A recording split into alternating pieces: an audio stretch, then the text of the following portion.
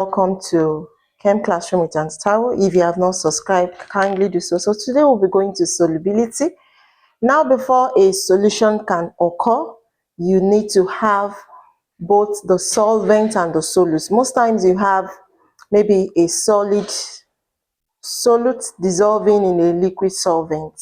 So solubility occurs whereby when you have the solute dissolving completely in the solvent. Yes. So now we can have different type of solutions. You can have saturated solution, unsaturated solution, and oversaturated solution. Now I would like to explain in a way that is very close to us.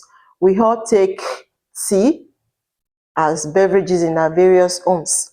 Now, for a cup of tea, most times we use just 2 cubes of sugar to get a saturated solution of that tea. Yes.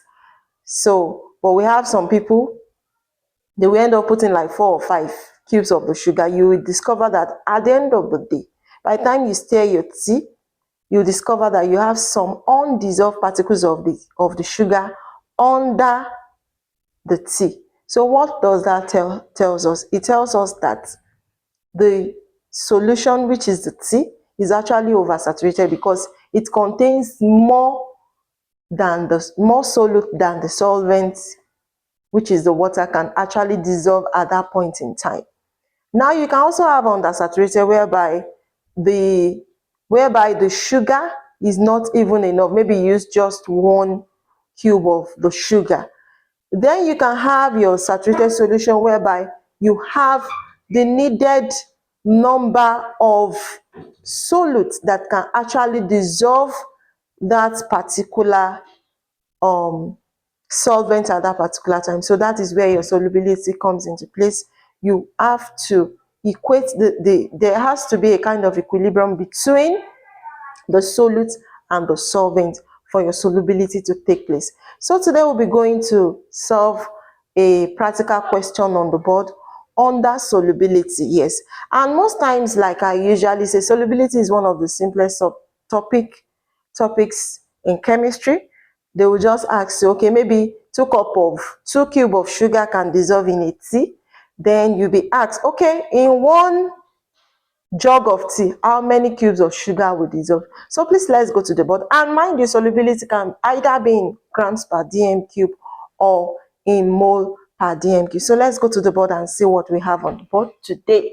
So at 25 degrees Celsius of evaporation of 100 cm cube solution of your K2CO3 to dryness, give 14 grams of the salt. What is the solubility of K2CO3 at 25 degrees Celsius? So we are going to do a bit of conversion to get the solubility in grams per dm cube. So our 14 grams, I have the solution here. 14 grams dissolves 100 cm cube of the solvents, whatever solvent that was used. Then I will now say X gram dissolves in 1000 cm cube of the solvents. Okay, so I'm expected to have X equals to 14 multiplied by 1000 divided by what? 100. So I'm expected to have 140 grams per dm cube. Now, if this is an objective question and you are looking at grams per dm cube, you stop at this level. That means you are expected to solve for grams per dm cube. But if you are saying mole per dm cube is an objective question, then you proceed to calculate solubility in mole per dm cube. So solubility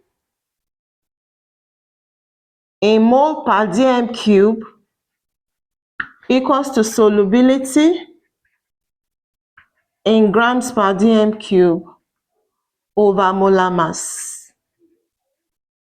So the solubility in grams per dm cube that we calculated is 140 divided by the molar mass have been given to us from the question, so we don't really have to stress about that, divided by 138. So in all, I have 1.015 mole per dm cube. Yes, we are done with that. So please try to solve more questions under solubility. So when next we meet, we'll solve other practical questions, standard questions under solubility, comparing the solubility curve and all that. So please solve more questions to get used to how these questions are being solved. Okay, see you some other time. Thank you for staying tuned.